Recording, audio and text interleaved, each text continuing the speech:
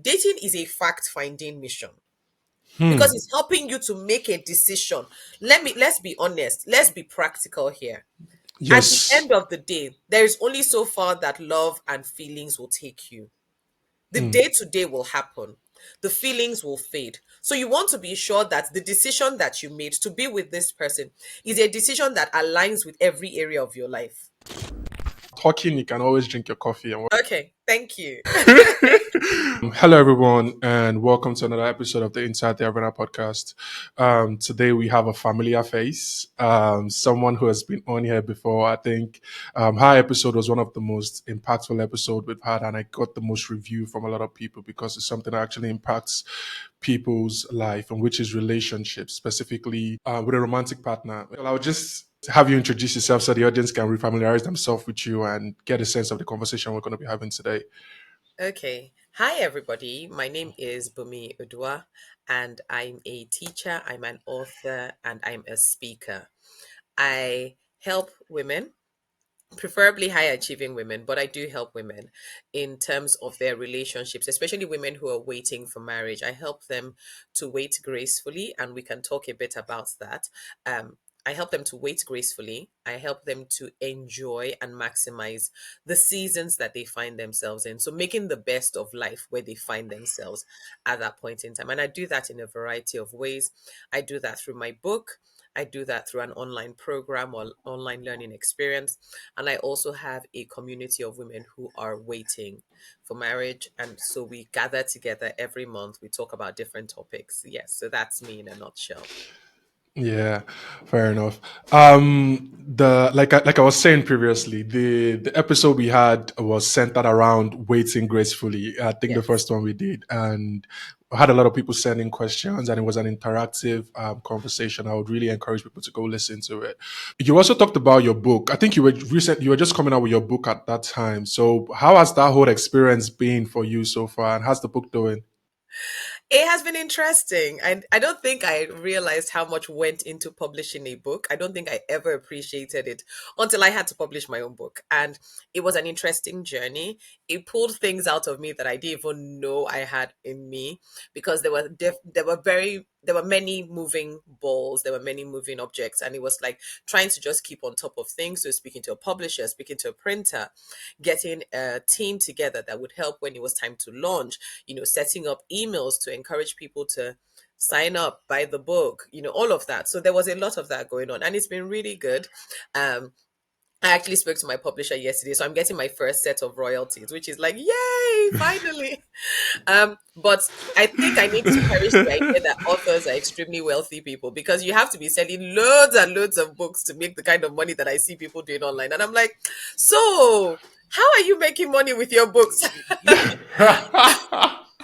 Well, No, that's it has true. been a joy because a lot of people have been sending me messages about how they loved the style of the book. It was very conversational because that's who I am. I like having conversations.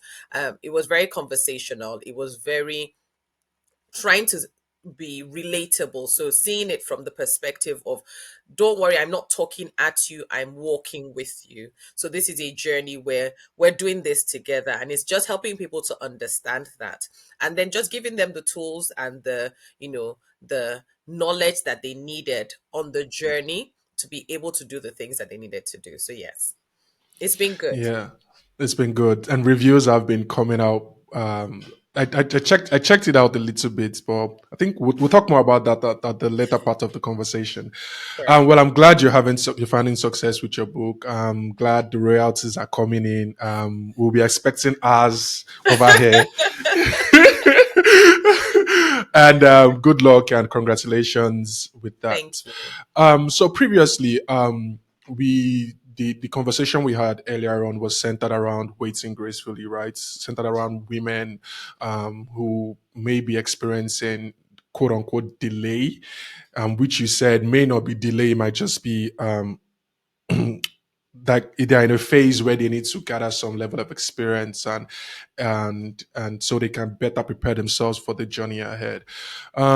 So today I was kind of thinking about maybe we switch it up a little bit and move a little bit step forward from there and talk about people who are already in a relationship and are thinking of transitioning into getting engaged and getting married, and even have a little bit of conversations about newlyweds basically and how to build a strong foundation for marriage.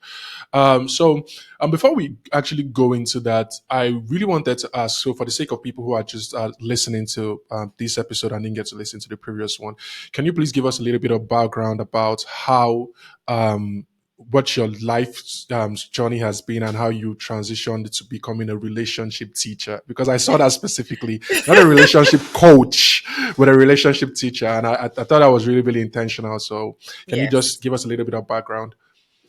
Okay, so was waiting to get married, and that happened for a period of about 10 years. And it was because I actively wanted to get married. I had grown up in a household where I had older siblings who were significantly older. So I saw marriage very early on, and I got a sense of what marriage looked like. And so from a very early age, at a very early age, I wanted to get married. I knew that I wanted to get married. I wanted to be in a relationship. And then I had buried my head in my teenage years. I had buried my head in all these romance novels. So obviously, all I was thinking of is I'm going to meet this dashing man, and we're going to have this amazing marriage, and we're going to do this, and we're going to do that. So come into my 20s, that was what was at the back of my mind. And early on, I did meet someone and we got engaged, and that didn't work out. And even after that, just the journey of meeting people, interacting with them, and hoping that this would translate into a relationship that would lead to marriage. And that didn't happen till I was in my 30s. And it eventually did, with a really amazing man. His name is Amechi, by the way. And just that journey, I remember after I got married, I had a coaching session.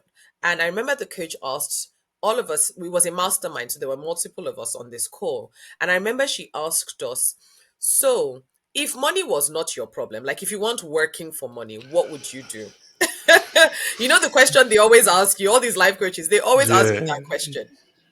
And without thinking, the words popped out of my mouth. I would help single women so that they would not make the same mistakes I made. And I was just like, where did that come from? Because at that point in time, I was working as a regulator. I have a degree in environmental assessment and management, and I was using my degree. I have two degrees, and I was using what I had, gone to school to study. I was using it. I was supporting the environment and all of that. And so the last thing I was expecting was for that to come out, because I had these lofty goals of being like the first Black chief executive of the organization I worked for, because I live in a predominantly white country.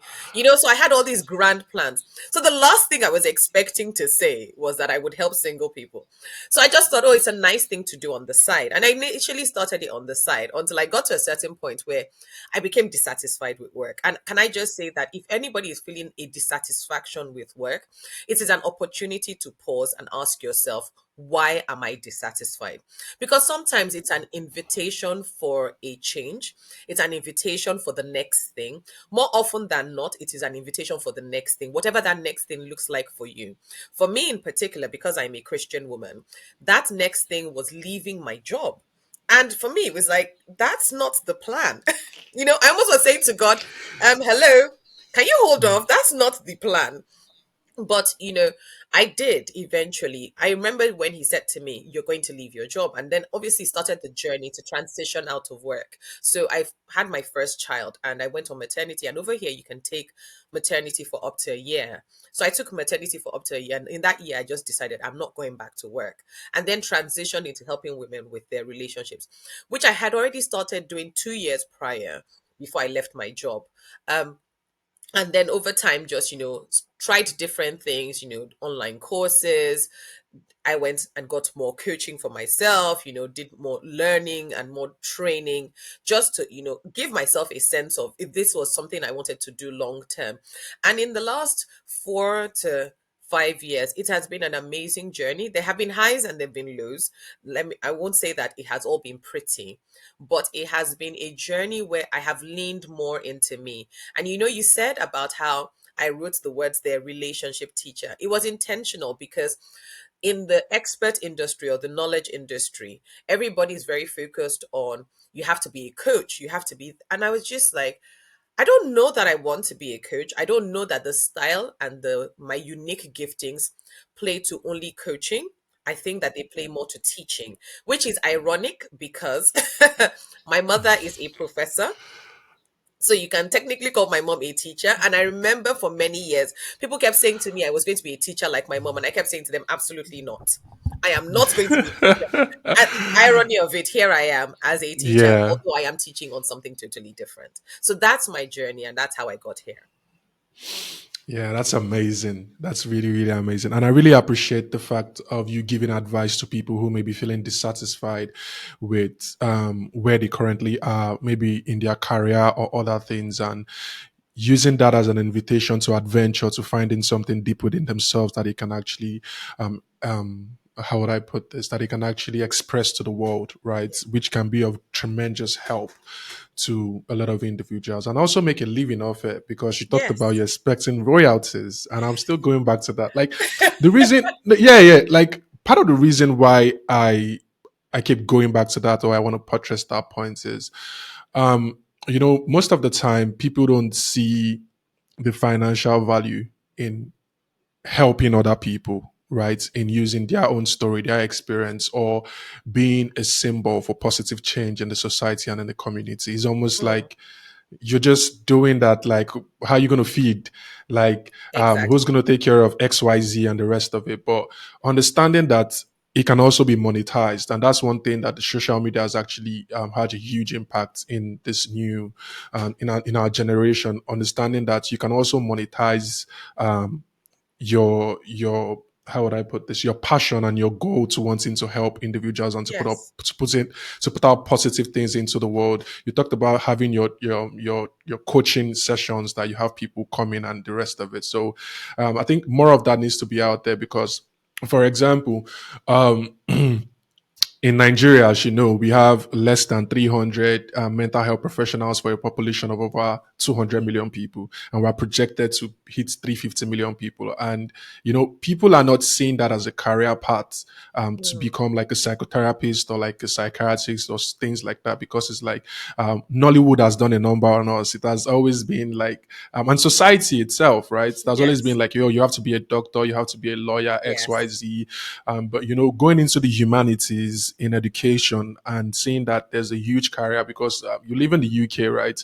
You can Yes. attest to the amount of money psychotherapists they make, Yeah. and in their private practice and the rest of it. So I think um, encouraging people to see not only the humans, the positive humanitarian side of such careers, but also seeing the financial benefit of it is Yes. also something we should do more of we should be focused on, and we should do more of justice to, in like putting it out there. Yeah. Because if we want to really save our country and we want to get more people into this field, and we really want to make a difference when it comes to mental health and life struggles and challenges, we also need to allow people to see that they can have a very beautiful career in it, and they can Yes. excel and feed their families, and also do the rest of Yes, the things that they want definitely. to I do in life. definitely agree. I definitely agree. You can.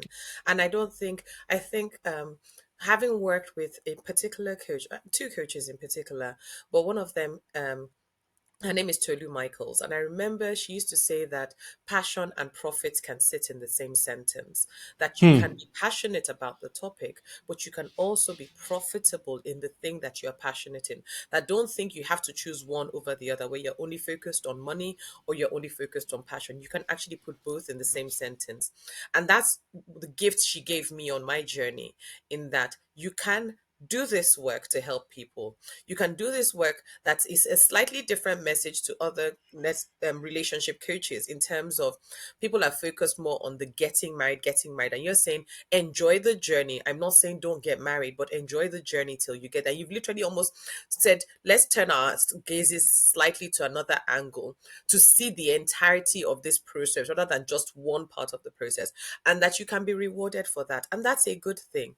And I think that people must come to that point where you are leaning into the thing that you are really passionate about. And even if you can't make some money off it, at least find a means to be able to pay your bills, so that that way you don't despise the passion that you have. Because that's what tends to happen is, if you don't if you don't make if you're not making money, if your needs are not being met, you will be distracted from your passion, and you want to be able to serve your passion and have your needs met. And then that means, I remember reading a book by Bill Hybels, where he said, if you're not going to if you're not going to be able to make money off the passion, maybe for example, maybe you're a youth worker and they don't pay youth workers a lot of money. Well, are you able to find a job that pays you part time while you also still do that youth work part time? So that that way you are getting the best of both worlds. And it's really important to identify what that looks like for you, so that that way you can live the life that you're supposed to live in whatever season you find yourself. Yeah, I completely agree with that. So moving forward, right? We've talked about the financial benefit. This conversation has really pivoted, but I'm sure we'll find a way around. We'll find a way back to it. But I also think when you actually catch a vibe, and Yes. some like, you should actually see it through.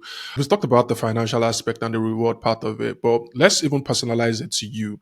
There's always this moment whereby you start doing something, you're kind of scared, you're anxious, you don't know if it's going to work out, and you have all this mixed emotions and things going on in your head. But there's always this time where something happens that makes it very, very rewarding. Sometimes it might be a comment somebody just leaves under a post. It might be sort of like somebody coming back to you and telling you, oh, this particular thing I heard, like something beautiful you just said right now, and profit and passion can sit in the same spot. That's something I would take out from this conversation personally, right? So what was that moment for you where you actually realized that, oh, I'm actually making some positive impacts on what I'm doing? And that was like, and it's rewarding. And if I keep going, I'm going to see the real impacts of the value I'm putting out into the world in people's lives. So when did that happen for you? It has happened a number of times, but probably even more in the last 2 to 3 months, which is ironic because I've been doing this now for quite a few years. Um, the reason I say that is because on the journey, I remember I said that you have highs and you have lows. So some of the highs is when you get, like you said, someone comes back to you and says, guess what? I attended your masterclass. It helped me to see myself in a different light, and I am now married. I've had that conversation multiple times. One of the things that people always used to struggle with was, because I used to use the word waiting gracefully. People kept thinking I was saying don't get married. And I was saying, no, I'm not saying don't get married. I'm saying enjoy the journey to marriage. And I remember even being asked by my coach, that were people getting married after following what I had taught. And I said, yes, people are getting married. At least I can account for 4 or 5 marriages that I know of in the last probably 2 to 3 years, that have happened. And that does not include the relationships that have come out of it, and the many that haven't even come back to tell me about their stories. There are few that would then send you a message on Instagram saying, I'm so sorry, I should have told you this. I got married a year ago. It was what you were sharing and what you were teaching that really helped me. And I'm like, you should have said this when you got married, you know? But that's an aside. Yeah. I've had those over the years. But for me, the biggest reward has been who the women have become. I Hmm. was listening to a few of my clients recently. They were talking in different conversations. They were talking about something. And just listening to them, I was like, I can't believe this is the same woman. I genuinely, they weren't yet married, but there was a shift in their language. There was a shift in their confidence. There was a shift in their boldness, that I thought, it's only a matter of time before you get married. Like, this woman is not the woman that I know from even 3 years ago. Because some of them have been with me for 2, 3 years, 4 years. And I'm just like, you are not the same person. Like, there's a joy that literally bubbles up inside of me. And I said, for me, that even has happened more in the last 2 to 3 months. Hearing those conversations, hearing their versions of even their life circumstances, hearing the confidence that they have, where they're saying, people are telling me I should do this, but I know what I want. I know where I'm going. I know what God has called me to do. I don't need to settle for what people are telling me to do. And I'm thinking, in a predominantly African society where pressure is the norm of the day, this is different. But the fact Yeah. we are bold like that in such a pressured society shows that the work is happening, that people's lives are being changed. And for me, That is probably the biggest reward. The getting married is the icing on the cake, but the fact that they are the cake themselves and the change that has happened, that's the biggest reward for me. Yeah, that's awesome. It's all about perspective, and I like the fact that you're not focusing your perspective on just the end goal, but the journey itself, and that's a reflection of what you're even trying to preach out to these women. One of the things that you said that really stood out to me just now is you said you've gotten more of that in the past 2 or 3 months, and you've been doing this for a very long time, right? Um, I think it's one of the things we actually battle with, right, as individuals in any field whatsoever. Like it's sometimes it's so hard, so difficult to see that result initially, and you kind of give up. You don't actually realize that people are actually rooting for you. They may not be leaving comments. They may not be hitting the like buttons. Your following might not be growing and all of that things, but you're having real impacts in real people's lives. And people are always constantly waiting for that next advice, for that next tip, for that next content you're going to drop, or for that next quote, or whatever the case is. I think that can be a battle for us a little sometimes. Like we go in a very long time without getting that Yeah. sort of like reward or whatever the case is. So understanding that sometimes it takes time and you just have to keep going, and really remembering the reason why you chose to do this in the first place Yes. is a foundation that can keep us on the right path. And So it's yeah, and it's sorry to cut in. I yeah. was just going to say that it's ironic that you say that, and the fact that I was getting this comment now in the last about 3 to 4 months. The reason is because in February I actually almost quit. I almost said I wasn't going to do this anymore because it felt like the results weren't coming through. And that's the thing. When you have to have perspective, and your perspective has to be for the long game. So there were two things that happened. There was something that happened in my personal life that just made me think, what's the point of all this extra work if I'm not going to get the kind of results that I think I should be seeing? But that was because I was comparing my results to somebody else's results and thinking I was coming up short. And when I shifted my perspective to actually what is the real result I am trying to get with these women that work with me, I realized that my real result is what I just shared, the woman that she becomes. It has always been the results that I wanted. But in that moment, through whatever it was that was happening in my life, I almost lost sight of that's my real result. That's why I'm here. And so for me, after saying, "Oh, I quit. I don't think I'm going to do this anymore," I remember speaking to um Tolu Michaels, my coach, and I remember her saying, "Why don't you take a moment and don't do anything? Like, don't quit. Try something that is not even related to what you're doing. Try, almost like take your gaze from this thing right now. Take a break from it and then come back to it." And I kid you not, it was like as though I came back with deeper focus as soon as I did that. Because I did take about the whole of February just completely off. Not so I might have been posting on social media, but that's because I already had content lined up. So it was fine to be posting.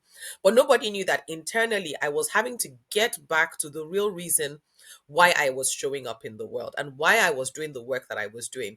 And then, as though me being a believer and a woman who believes in God, God felt like I needed to be encouraged. He now started sending me these conversations to say, this is what is happening. Hear them.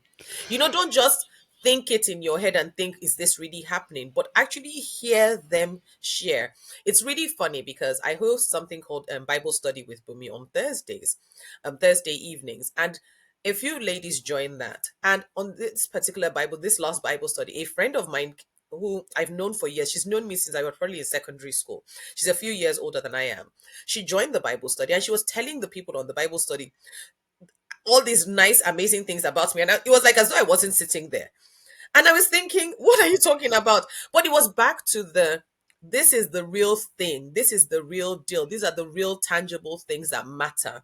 It doesn't mean that money and likes and followers are inconsequential. Those things are nice, but they are not the main thing. And if you focus on those things, you can miss out on the real deal, which is people. People, at the end of the day, it is a person that likes your post. At the end of the day, that following is human beings, unless you obviously sign into bots and things like that. But if you're really doing this organically, it is human beings that end up being that following. So you need to just put your head down. If you are feeling despondent, and maybe I should encourage somebody because obviously I've now walked Mm-hmm. that journey. If you're feeling despondent, if you're looking at the results and you're thinking it's not working, how about you take a break? It's okay to take a break. Take a moment to get back to the reason why you started the journey in the first place. And then see whether or not the reason it isn't working is because you are comparing your own journey to another person's, which you shouldn't do. You should always just be focused on your own journey.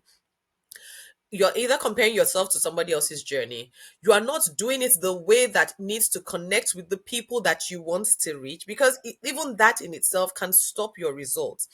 You're not sharing it in the way that, or you're not even leaning authentically into who you really are. Remember, I said I use the word teacher now rather than coach, because I'm more a teacher than a coach. It doesn't mean I don't coach you at the end of my teaching. You kind of get the best of both worlds, but I am sticking and leaning into who I am as a teacher. And that's really important, even in relationships. When you get into a relationship, you should be showing up authentically as yourself, not as somebody that you are trying to be because you've seen that your friend and her man are in a relationship and this is how their own, the more we do these things, the less authentic we are and the less we enjoy where we are and what we're supposed to be having. So it's really Yeah. important to, think of these things. Yeah. Yeah. I completely agree. I really, really agree with that. Yeah. Thank you very much. Now let's get back to the main reason why we are here. Because I'm very sure, like, conversations like this, when somebody sees, oh, this is a conversation about relationships and whatnot, and they get into it and like, oh, wait, what are they saying here? Thank you guys for sticking around. We're going to get back to it. You've talked about how you're proud of the development process of these women, Hmm. and but sometimes when they do get into relationships, just like you talked about, you've always fantasized about getting married, and then the hard reality actually hit you, like with interacting with people, and you even said you got engaged and that didn't work out and the rest of it. So, sometimes we can feel we are prepared, right? We can feel we've done the work and everything. And then reality is like, hey, are you still here?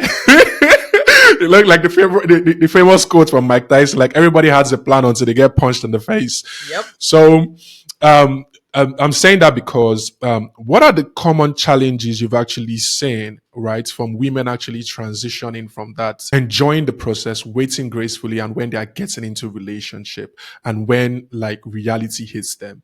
What are some of the common challenges you've actually experienced in this process? Um, I think one of the common ones is the fact that expectations aren't being met. So people say to you, "Oh, I expected her to be like this. I expected him to be like this. I expected the marriage to look like this." And when that doesn't happen, people are sad. People question whether or not they're with the right person and whether or not this is the relationship that they're meant to be in. So that's one of the things that tends to come up. Also, as much as we are preparing, even on this journey to marriage, you know, the rubber doesn't fully hit the road until you are in the relationship. You can prepare, and there is a lot of preparing to do in advance of the relationship. But then you have to remember that when you come into that relationship, you are interacting with another human being that is their own person, that has their own preferences, that has their own expectations, that has their own way of doing things. And coming into the relationship, one of the things that then throws people is that I thought we would just know, we would just combine and it would just, align itself. But it doesn't. And the reason is because most people aren't intentional in the joining together. Hmm. Most people just assume a lot of things. I assume that when I get married, I will know how to take care of children. Really. I wish it was that simple. I wish it was just, oh, get pregnant, have a baby, pop the baby out, and then I'll know how to look after a baby. The truth is that it doesn't work like that. Everything is supposed to be line after line. And there is a place for preparation, but there is also a place for intentionality. And many times people aren't intentional. So First of all, sometimes people have even waited, but they didn't prepare. They did all the other things, but then didn't think about what that marriage would look like for them. They didn't think about what that unit, what their own personal unit would look like, what their family dynamics and family values would be. They don't think about those things. And then they come into marriage and then things are happening. And then, if you come into a relationship and into your marriage and you come into it with your background without almost like thinking of your own relationship in light of the background that you're coming from, you are likely to face challenges. Part of the reason we face challenges is because we have all been programmed by where we're coming from. We have, whether we accept it or not. Our parents have said things to us. Our parents have shown things to us. Our friends have said things to us. Our friends have shown things to us. And then society, in a general sense, whether it is through social media or general media, is already giving us all these other messaging. So imagine bringing all of that into your relationship without filtering it and saying, actually, does this work for me? Does this work for me and the person that is in front of me? So those are the kind of challenges that come up when we're not consciously now taking a step by step approach to the relationship that we're getting ourselves into. But probably the one of the biggest ones is a lack of preparation and unmet expectations. When people don't do these two in particular, if you overcome these two, the other things are easier because you're now in a better place. If a lack of preparation, if you have a knowledge gap when it comes to communicating, and the fact that communication is almost 7% verbal and the rest is non-verbal. If you Hmm. come into communicate, if you come into conversations with people and you're trying to communicate with the person you're in a relationship with, so you're saying one thing with your mouth, but your body language is saying something entirely different, you are going to have challenges. This is why sometimes you hear the man saying she's disrespectful. And she's like, but I never said anything disrespectful. He's like, you didn't have to say it. It showed all over your face. So these are the kind of things that can act as challenges in that transition. And it's obviously knowing what to do, knowing even the source of for example, knowing the source of your expectations, knowing what expectation, let's even go one step behind. What are your expectations? Sometimes we never even say it. We just think it in our head, but we never communicate it to the other person. I know that because even in my journey to marriage, my husband and I had expectations. And even though we had a lot of conversations, there were still expectations that we never voiced out until we got married, and then things were happening. We were like, well, why aren't you doing it? And he's like, well, you didn't say. Yeah. And many people have the same thing. He didn't say, she said, oh, this is what I did. This isn't what she did. All of that. So yes. Sometimes we know certain things, right? But having it being articulated to us kind of like, wakes us up, like that tap on the shoulder. Like when you said, the communication itself, the verbal part is like 7%, and the majority of it is how you're acting and how you're interacting with that person. You know, even me myself, I'm guilty of this because sometimes I feel like, but I said the thing, and and I'm saying it. You should like believe me or whatnot, but I constantly get that pushback. Is how you're saying it is when I try to do certain things and you're not actually acting in accordance with what you've said previously.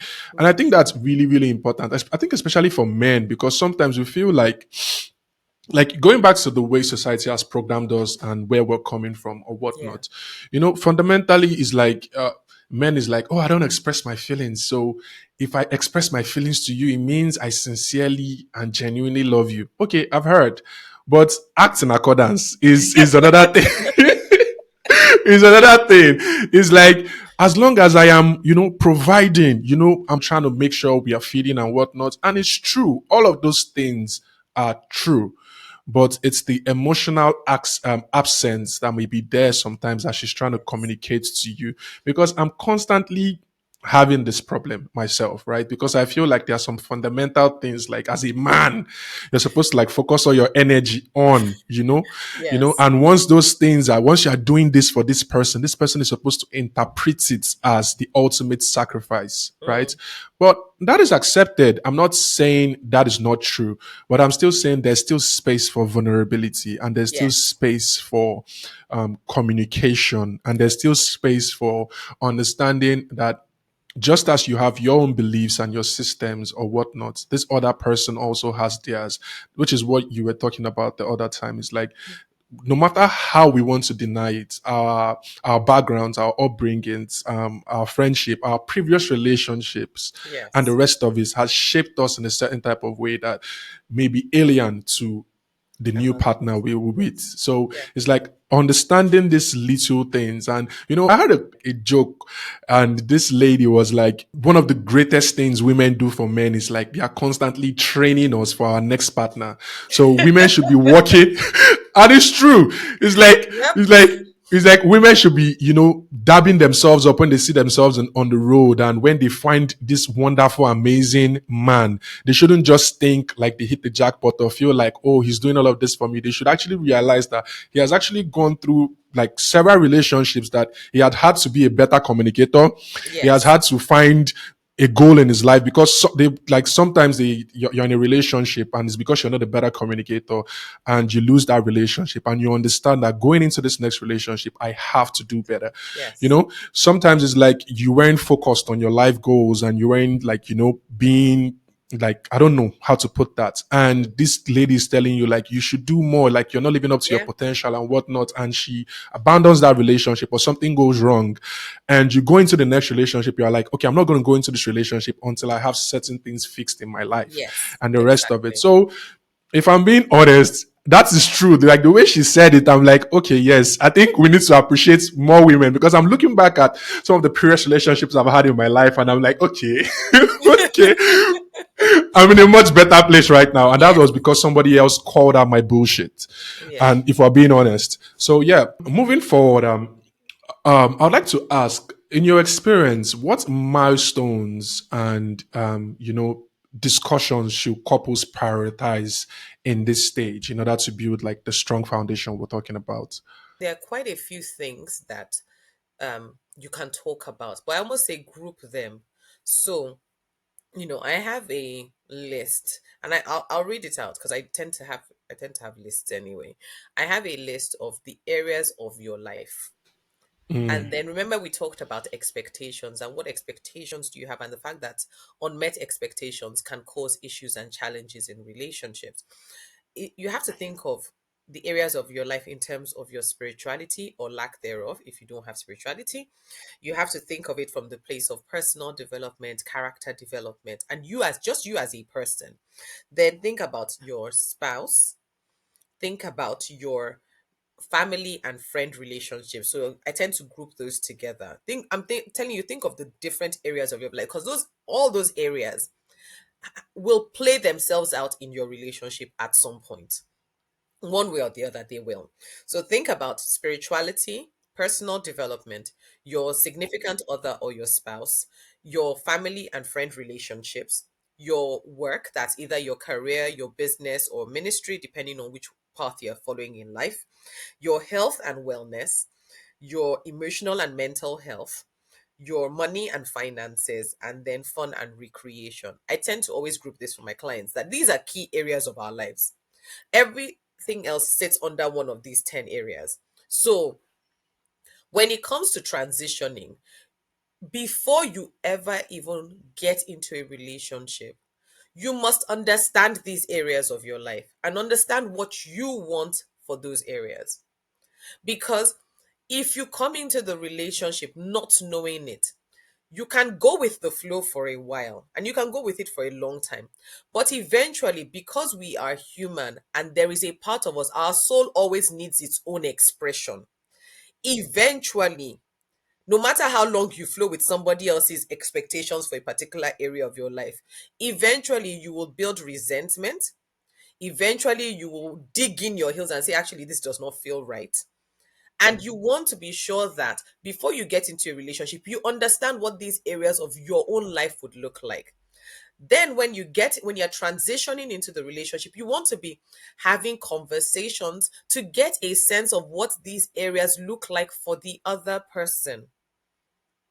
Because when you do that, it even helps you to decide if this is somebody you want to go long term with. If, for example, I always give this example. If, for example, I'm a woman and God has said I'm called to work in somewhere like the World Bank, I meet a really nice guy. He wears an Armani suit, drives a flashy car, and all of that. But guess what? He wants a stay at home wife. He wants a woman that's not never going to go to work. A woman that's going to, her only job in life is to run his house and look after his children. In the area of my life that has to do with work and career and purpose and expression, can you see that I'm already misaligned with him? Yeah. Even though he might tick all my other boxes, the areas that really matter, we are not aligned.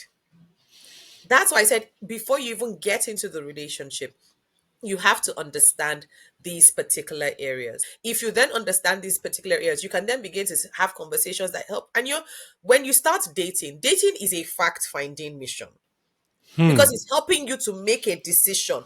Let's be honest, let's be practical here. At the Yes. end of the day, there is only so far that love and feelings will take you. The Hmm. day to day will happen. The feelings will fade. So you want to be sure that the decision that you made to be with this person is a decision that aligns with every area of your life. It's why, even in my book and in my programs, I talk about something. I say to the women, there's something called a king blueprint. A blueprint for a building helps you to know where everything is. It gives you, it tells you the plan.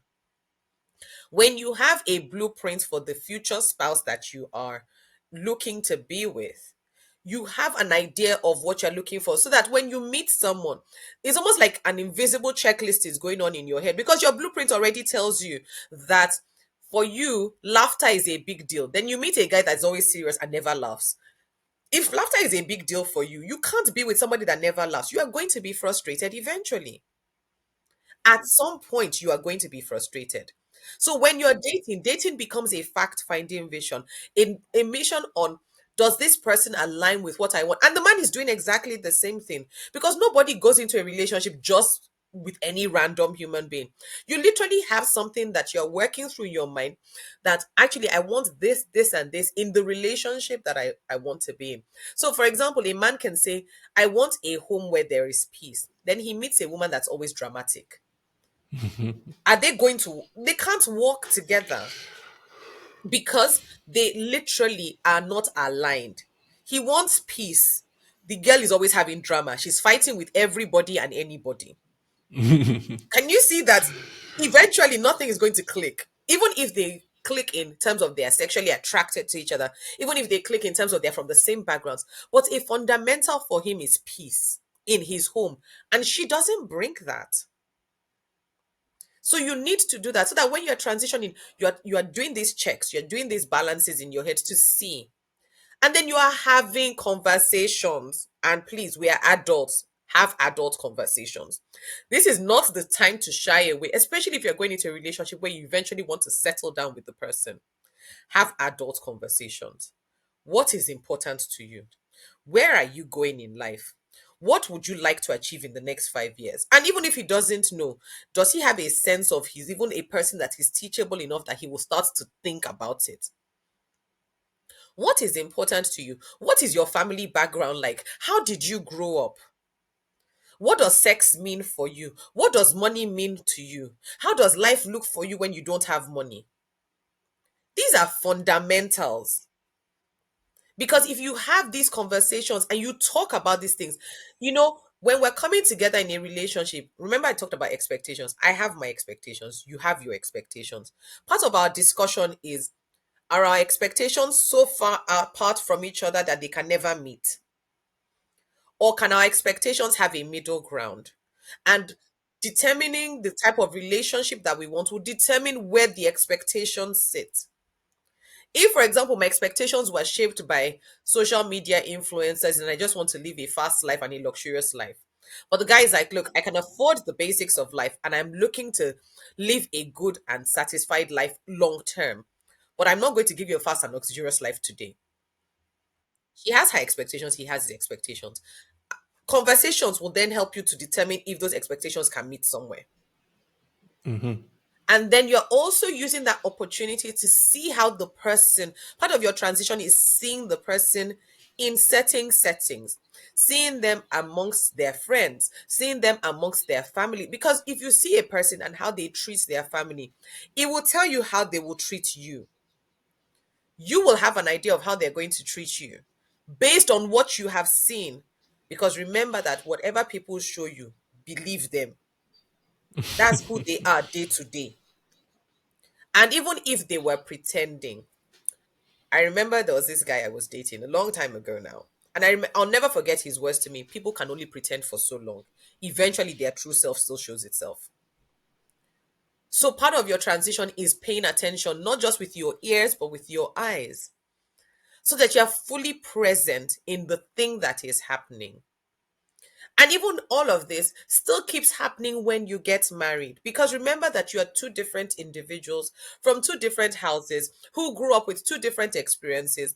There are things that even as you get married, things will begin to, shape themselves, show themselves. And then you, over time, you find your balance. But you find your balance in light of your own unit, not in light of what your parents said your unit should look like or what your pastor in church said your unit should look like, in light of your own unit. And that's why conversations are important. What are our family values? This is for newlyweds. What are your family values? Have you talked about what you want your family values to look like? Have you talked about what you want your parenting to look like? Because imagine if your own parenting, you want to be a soft parent. The other one is like, no, my parents caned me when I was young. I'm going to cane my children. We're in 2023. You don't necessarily need to cane children for them to be, for them to be disciplined. But that's an aside. The point is, even for newlyweds, the journey to your marriage and then the journey after is a continuous conversation. Anything that you now notice that is new, talk about it. Oh, we had this issue, and what it showed me was this. What do you think? How do you think we can make adjustments? The more we do this, the more we will have thriving relationships. Many times we go into relationships with a lot of assumptions and very little talking. And even when we talk at people, we don't listen to what they have to say in light of the units that we're trying to build. Yeah, guilty as charged. Sometimes I talk at people, especially in relationships. I'm learning though. I'm learning. I would say that, because I think it's always very, very important for us to be honest, especially in conversations like this, because I think sometimes people get the wrong picture that people who are maybe having this type of conversations in public have quote unquote like a perfect life or they've attained enlightenment or something. But is I said is this podcast is an extension of my curiosity, right? For me to better educate myself and in the pursuit of being a better person. Um, you talked about understanding shared values and understanding expectations and having certain checklist in your head that you should always prioritize so as not to get into or just so as not to get into relationships that you may want to run out of the next minute or in the next couple of months or years or something. But is there a space for individuals with different backgrounds with different perspective having or finding that middle ground? And have you seen a situation where that is the case and they have sort of like a successful union? Like, I don't know, because sometimes people might be discouraged to be like, okay, you're a woman of faith, like you rightly pointed out. Somebody might be in a rough state or they've known a certain type of life for so long, but they might be blessed to have a wonderful woman or a wonderful man come into their life, Hmm. and help them, make them see better, and that process is usually painful because it takes a lot Yes. for when you realize that there's so much part of you that needs to go and needs to burn away.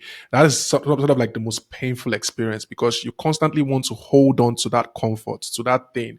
People, I always say something that I can be with anybody in a relationship, but I can't be with somebody who's proud of their inadequacies, right? Because sometimes we know and we always revert to this thing like, well, this is how I am. This is how I've always been, Mm, right? And I'm like, okay, but you know that is not right. But whenever you're trying to like, like have a logical conversation about what you're doing and how wrong it is, they revert to this is how I am, this is how I've always been. And I'm mm, like, yes, I get it, but we need to like move past this. Like that's why we're having this yes. conversation. We need to realize that this is not the way and that there's a better way of doing things. So my point is, getting back to the original question is, people can be so far apart sometimes. And sometimes finding each other might be just what they need to move each other's lives forward. So do you think there's a space for that? And can we talk about how painful that process would most likely be for those individuals and what they should actually, you know, um, what they should actually think about when they are in that process or going into that process? Yeah. Is there a space for it? The answer is yes. There's nothing impossible under the sun. You see relationships of people who are from totally different backgrounds, and they make it work. But sometimes what they don't tell you is the cost to make it work. The cost to people's ego, the cost to people's pride, the cost to wanting to do things in a specific way when there can be a better way. There is usually a price attached to people bringing, even when you are from similar backgrounds, there is still a price to pay of a merging of lives. Even when you are both different in personalities, there is a middle ground where you can both be, because a difference in personality isn't necessarily a bad thing. Because if you come together and play to each other's strengths and then have shared goals, shared values, and shared interests, those are three key things that must already be there. If you have those three things anyway, you can play to each other's strengths, but you have to be able to see together. It's why, it's almost like you have to be able to say, okay, you're different, I'm different. And this is something that is real. My husband and I are fundamentally different. Like, we're so different that it was one of the initial struggles we had as a couple because we're so different, you know. But eventually, first of all, there has to be a place of acceptance of that difference, and that difference is a gift to the relationship, not a burden. If you think of it from that perspective, that this is a gift, this is how this person is wired, and actually it plays out in our relationship for good, you are more likely to benefit from it. You are more likely to benefit from that difference. And a difference of background can either be a blessing or a curse depending on the people. It always comes back to the people. Is my background going to be a blessing or a curse to this relationship? You grew up in a single household, a single parent household. That can be a blessing and a curse depending on the way that you choose to spin it. And it's up to each person to decide that, depending on obviously what you also want for the relationship that you're in. If you know that you want to make your relationship work, you can take that, whatever seems like a negative to somebody else, and still spin it into a positive. It is not impossible for two people from different backgrounds to come together and have a great relationship, but there will be a price to pay, and they must already have shared values, shared goals, and shared interests. Because those are the things that make relationships work anyway. Those are the things that make relationships work. And then there must be a willingness to make the relationship work. And I don't mean sign up for punishment. It's different. Nobody is a pet project. Everybody is a human being. Each human being has to Mm-hmm. decide if they want to be a better person or not. And Mm-hmm. sometimes women were very guilty of this. We see a man and he becomes our pet project. I want to change him. Here's the truth: you cannot change anybody unless the person wants to change in themselves. Because there's only Mm-hmm. so much and only so long by which you can carry that person before eventually you will get tired. You are human. You will get tired. And you will get tired of carrying their excesses. You will get tired. This is conversations that women have that we don't necessarily sometimes even post on social media. Women that are in marriages where the man showed them from the very beginning that he was irresponsible. But they were like, oh no, I want to be in a relationship so badly. It's okay. I'll bear the responsibility. And then they are now in the marriage 2 years, 3 years. There's something that a friend shared with me that I was sharing with a group of women recently, and it was that don't start what you cannot continue and not complain about. Don't start something that you will not do long term and not complain about. If you know you will eventually complain, and sometimes we wear rose tinted, like, oh, I won't complain. But the truth is, can you do this long term?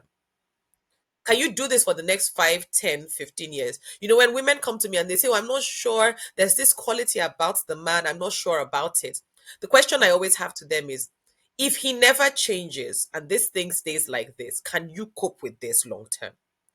And I don't think people tend to ask themselves that question. So when they come to me and I ask them that question, is yes, it's a closed question, but it's a very direct question. Can you handle this long term? It's a yes or no.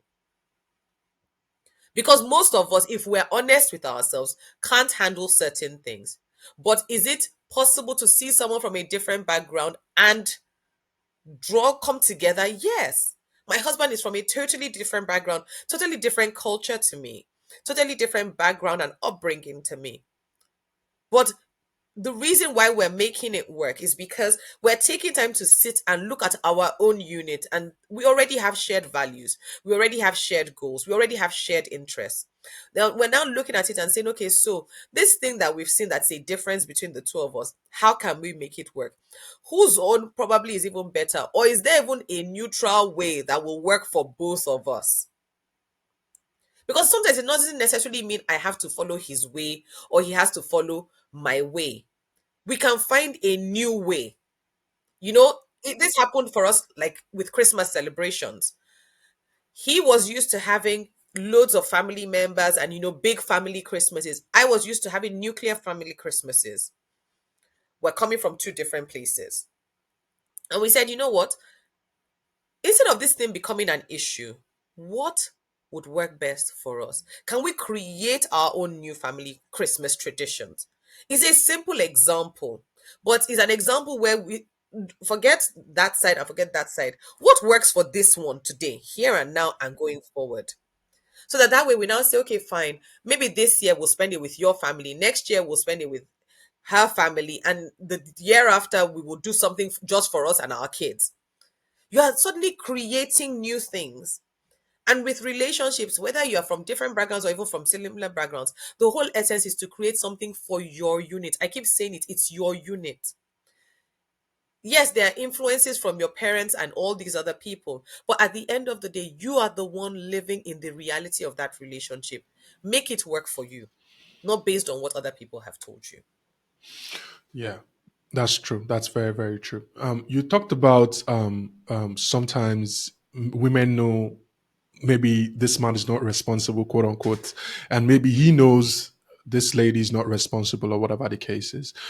I want us to dive deeper into the issue of trust because we've talked about communication and how important communication is, and you've actually given a very, very important insight that maybe we need to think about communication from not just what we say verbally but how we are expressing ourselves around people we are in relationships with. Trust can be a tricky thing sometimes. When we say trust, we basically sometimes think about infidelity. That's what majorly comes to mind when we say trust. But sometimes trusting somebody is actually knowing that they will be there in your most vulnerable moments. When trusting somebody might mean not even they're not going to steal from you, but they're not going to like you trust them in this phase of you becoming a different and a better human being, that are not going to hold certain things over your head, right? Because sometimes I used to be very responsible of this, where it seems like setting down times of my partner is something I highlight when I want to make certain points. And I realized that this thing was slowly killing this person, like slowly killing them. And they didn't have a way of expressing it because what I was saying at the particular time was maybe right, right? Maybe I'm trying to point out something you did. And it's fine. We should focus on that. But trying to bring back majority of your low lights and using it as an example, and that's what creates a lot of resentment, like you rightly say. So but in the issue of trust, not looking at trust from just the financial aspect or infidelity or whatnot, how would you best define trust in a relationship, and how can couples actually build trust? So trust is about reliability, and trust is about how a person consistently shows up and you being able to believe that they will keep showing up like that. That's what trust is. Trust is about your belief in a person's ability to be able to do something, or their ability to be able to show up in a particular way. And so when we build trust, is built over time, because people show us themselves over time. If you're meeting someone for the first time and you're just coming into the relationship at the start of things, at the end of the day, you can't just trust them from day one. They haven't shown you anything to believe about them yet. So, trust in relationships starts by how people are consistently showing of themselves. Now, if you are coming fresh into a relationship, you have to see what a person is able to do based on what they have said, but also on what they are doing. That's what then you then decide whether you give them that trust. That you then put that trust in them. But you can't just say, "Oh, I trust my partner just because he's my partner." No, I trust my partner because my partner has shown certain qualities and certain consistent behaviors. That's what has built my trust. And the thing is vice versa as well. They've built trust in me based on how I have behaved, what I have said, and how I have either kept my word or haven't kept my word. Trust can be built and it should be built. It's really important to build trust. And as you build trust, you give people room, you give them grace to sometimes fall down and pick themselves back up. The problem is when they are constantly falling and they never pick themselves up. Then, really, should you be putting your belief, a positive belief in that person or in that behavior? And that's why, even if you talk about infidelity, money, all of those things, it also comes down to what I choose. I can choose to trust you and I can choose not to trust you. But that the trust that I place in you is based on my interaction with you, and it's based on how you have shown yourself to me. If I'm an employer and you consistently show yourself as a high flyer on my team, I will trust you to be enough to be able to even give you more responsibility, to promote you to the next level in your career path in the organization. But if you consistently show me poor behavior, I will also believe what you have shown me. And that applies whether you are an employer or you are in a relationship. So trust is something that can be built. It's also something that can be broken. But it gets broken when we have placed certain beliefs about people. And I think that sometimes we trust too easily. We give, because when we get into relationships, we have this whole mentality of thinking the best about the person. And you should always think good of people, don't get me wrong. But you should also try and pay attention to how a person consistently behaves, because that's what's helping you to build trust in them. If they are not behaving in a way that works for you, then why are you trusting them? And it's a question people tend to ask. A woman says, "Oh, he's always cheating," or the man says she's always spending money. If she's consistently, then why do you keep trusting her with your bank card? Why do you keep handing her this thing that she has proved she's not consistently good with? Trust is a belief, but it's a belief that you hold and you then give unto people. And you must consciously think of that. But you must also ensure that where trust is broken, you don't let that influence how you treat other people, because those people are not the person that broke your trust. And you must ensure that you don't belittle people, you don't You don't hurt people, you don't treat people badly because someone else broke your trust. It's a learning path that most of us need to go on, where we are Hmm. able to objectively realize that the trust that was broken in a certain circumstance with a certain person, not with everybody else. It's why the statement all men cheat does not make sense. Because was it all men that cheated on you? Or was it a particular person that cheated on you? Or all women are gold diggers? Was it all, is it all women that are gold diggers? Are you telling me that in the world that we're living in, every single woman, can you see how those blanket statements don't help? Yeah. You must be objective enough to say, okay, actually, no, maybe it was my poor decision making that attracted me to people who are cheats. Maybe it's what I had experienced, whatever it is. And maybe it is just on this person, that person is just badly behaved. But everybody else is not badly behaved. And it's okay. And I'm going to still show up as a person of worth, a person who is trusting, who is kind, who believes good in people, irrespective of whether somebody broke my trust or not. Yeah. You know, the reality of that is the reality of those blank statements of like all women are gold diggers, all men cheat, or whatever the case is an is a cover for us not to admit our shortcomings in relationships. Yeah. So it's like you have a terrible experience in said relationship and you don't want to acknowledge how the role you played in that Yes. relationship not turning out right. So you just basically said, even if I did everything right, all men still cheat. There was nothing I would have done differently or whatnot. Like, it's the same thing I talk about. I don't have, like, I can deal with anybody except people who don't want to see that, oh, maybe I may be making a mistake. Even if you don't know what that mistake is, you know, if we just say there is a problem in the world, right? We just outsource it out. There's a problem, like the world, there's a problem in the world. Agreed.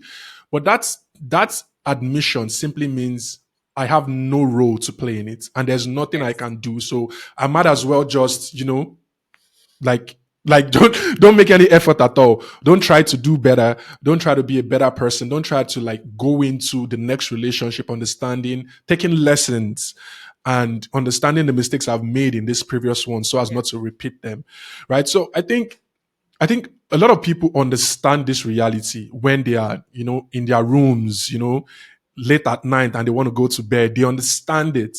But it's that fear, it's that ego that is still alive in them that doesn't want to, let go of the fact that they had no, like, they didn't contribute in any way, shape, or form into whatever is playing out in their own lives. And I think until we start to take that responsibility personally, that's when we become better people. And that's Yes. most importantly when we attract better people. I think that Yes. needs to be said. We do attract better people. The more we improve ourselves, the more likely we are to recognize better quality people, because the world is full of different kinds of people. And as you go on a journey, is that sentence of, if you know better, you do better. If you know what better looks like, then you begin to recognize better and begin to even be drawn to the better version of people, of things, of experiences. It applies to every single area of our lives. And in my book, Waiting Gracefully, I actually talk about um, something I coined it. It was a phrase I called the CVF, constant variable factor. That you are the CVF in all your experiences. You are the constant, but you are also variable in terms of you can either go forward or you can go backwards. And the word factor is something that has the ability to affect something. So if you change, your experiences will change. If you change for the better, your experiences will change for the better. If you stay the same, your experiences will stay the same. If you regress, your experiences will regress. That's why you must consciously be aware that everything in life that's happening, you are the constant in all of your experiences. And so you need to check where you have done well, tell yourself, well done. One of the things we don't even say often enough to ourselves is well done. But you need to be able to say to yourself, well done. You need to be able to say to yourself, you did good in this situation. I was saying to my friends that if nobody pats me on the back, I pat myself regularly on the back. Not because I'm trying to be proud, but so that way, nobody, I can't be bowing myself to the applause of men all the time. If I validate myself, I don't need external validation. And I'm less likely to be on a slippery slope when I don't get external validation. It's something that I'm growing in. And then when I haven't done well, I tell myself, Bumi, you didn't do well. You could have done better here. You could have made changes here, even down to even interacting with my children. If I snap at my daughter and I catch myself, I am going to apologize to her because I should have done better. I'm the older person and the one who has more wisdom and knowledge. I should know better. She's a 5-year old. So I should know that in that situation, I could have been in more control of my emotions. And it's down to the fact that if, for example, I'm interacting with her, but I know I'm tired, if I can feel myself building up to being annoyed, I can step away. My 5-year old does not know that she needs to step away. She hasn't grown to that point. But at the end of the day, the experience that happens is not just her experience, it's also my experience. And I'm the constant variable factor that determines how those experiences happen going forward. So it's really important that as human beings, we recognize the part that we play in the things that happen to us, in the way that our relationships play out, because we have a lot that is within our control. Many times we focus on the things that are not within our control and abdicate a lot of that responsibility to that part of life. But the truth is that we have the ability to focus on what is within our control and stay there. Yeah. Going back to going back to interactions with like your daughter, you just pointed out.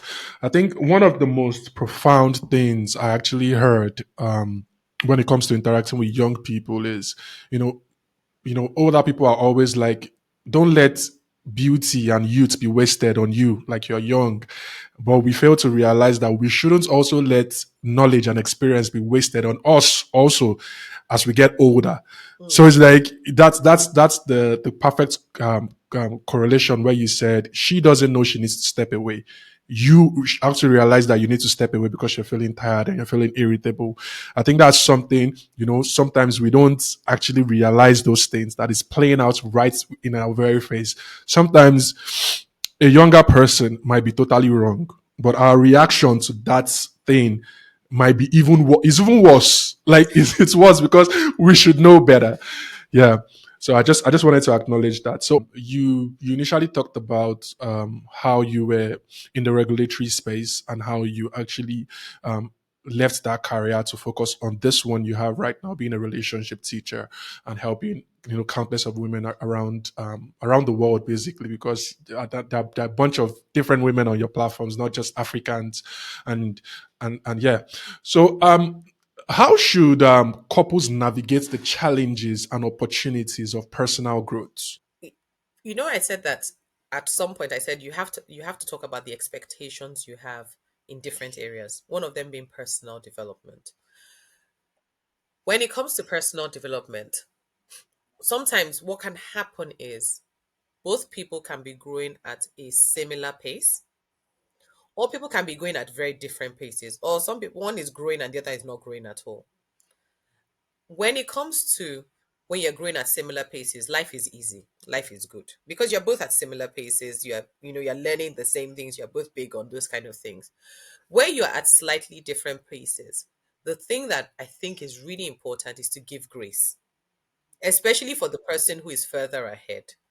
You have to give grace to the person who isn't where you are yet, and that's on you, not on them.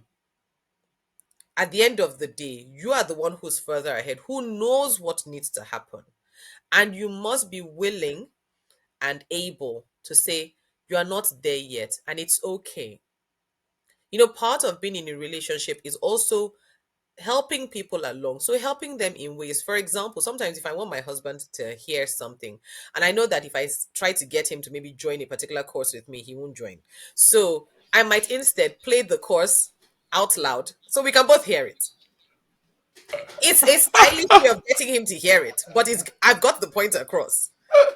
Sometimes I directly send him the things. I say, here you go. But I also don't put him under pressure to respond. I had to learn this because I'm a teacher, remember. So a lot of my work, I have to learn. And I'm usually learning at a much faster pace than him. He's learning as well, but also he's also recognizing how he learns and how I learn, and that because we are different in that regard, I'm not going to put him under pressure to learn the way that I'm learning. You know, one of the biggest challenges for us sometimes, especially as women, is we're used to doing things in a certain way. We expect the man to do it exactly the same way. But is it about him doing it the exact way you are doing it, or is it about him growing? Because the two are not the same. You can have him doing exactly the same thing, but he's not growing at all. And it applies vice versa.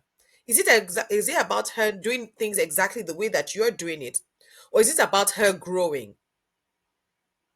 And you know, you have to make your peace with the pace at which people are moving. It's like me driving on the road and expecting everybody on the road to drive at exactly the same speed that I'm driving.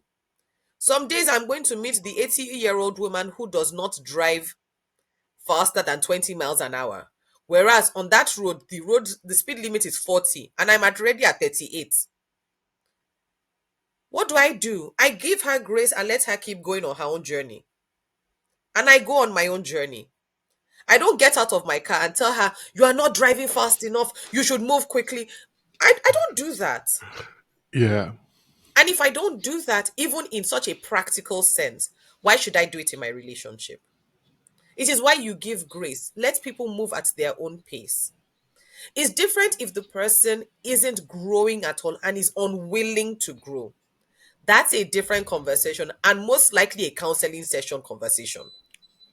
Because if the person is unwilling to grow and you've said everything that there needs to be said, then you probably need a neutral person to help the person see why the position and the posture they have taken is not working. But everybody is responsible for their personal growth. Give grace for letting everybody do that. Amen. Amen. So the last question, you talked about adult conversation, and let's be practical. So I liked it. I like that a lot. What advice do you have for nurturing intimacy, romance, and connection for married couples, especially newlyweds? Because you know the excitement at the initial stage is always, and later on there's always this little ticks and whatever that, even in just dates and being, I'm not married yet, even just, the whole dating process and how that whole thing seems to like, slightly, I don't know how to explain it. and, Don't and worry, then I get there, it. yeah, yeah. Yeah. So, So, so yeah. how do we do it? There's a lot of intentionality. You have to be intentional about it. Romance doesn't just happen. There are people that are more romantic than others, but romance doesn't just happen. Intimacy doesn't just happen. And intimacy involves vulnerability, involves showing another person parts of you that you might not have shown anybody else. So there's vulnerability involved in intimacy. But more than anything else, intentionality is needed. So that means that as a married couple, you're going to be intentional about learning how to grow your intimacy. You're going to be intentional about when you learn how to grow your intimacy, you're going to apply what you learn in growing your intimacy. In growing your intimacy, you're going to be willing to try different ways to become intimate. And I don't just mean sexual intimacy now, I mean intimacy in its entirety. You will need to try to see what works for both of you as a couple. Remember that this is about both of you, it's not about just one person. So when it comes to even intimacy and growing close, and my husband is not as romantic as I am, but he's growing on the journey and he's making the effort. And when somebody makes an effort about something that is not even their natural space, encourage them, thank them, show them that you appreciate it. These are the kind of things that help it to grow even more. Because imagine every time my daughter comes to me and says, Mommy, I love you so much. And I say to her, Oh, Arabella, you're doing so well. Guess what? She blooms right in front of my eyes. It's almost like as if she said, I want to show you that I can do it. I want to show you that, the thing you said, I'm doing more of it. It's Yeah. really important to encourage people when they are making an effort in your relationship. But I also say go on things together that encourage your intimacy. One of the things that happens as you get married, and especially over the years, is that life happens. You start having children, life becomes busier, you have careers, you have businesses, you have ministries, whatever it is. You have your volunteering opportunities, you have personal development and personal growth. Can you see our lives become fuller and fuller every single day? For you to grow a relationship that's intimate, you have to almost say, in the midst of that, I'm going to assign X number of hours or X amount of time or specific times of the year when we go away. For example, my husband and I consistently have tried to go away to our church's couples retreat. Even if we don't go away on holiday that year, we always make the effort that at this point in the year, there is a 4-day weekend that we're going to have where it's going to be about just both of us. Those are the things that build intimacy. It's, and the people who organize it, the marriage ministry that organizes it, they keep saying to you, even the reason why we do these retreats is so you can actually focus on each other.